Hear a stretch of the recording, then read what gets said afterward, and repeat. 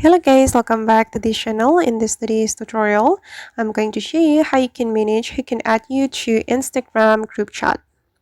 Okay, let's get into it guys. Here I have opened my Instagram application, and first of all, we need to go to our profile on Instagram.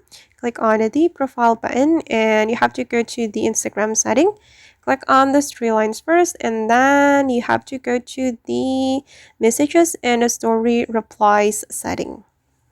Okay, and select message controls, and here you'll be able to manage who can add you to Instagram group chat. You just need to click on this option, and here you will have two options guys. You can choose everyone on Instagram or only people you follow on Instagram, and I'm going to select this option, so only people I follow on Instagram will be able to add me to Instagram group chat. Alright guys, and that's all the way to manage who can add us to Instagram group chat. I hope this tutorial will be useful for you. Thank you so much for watching.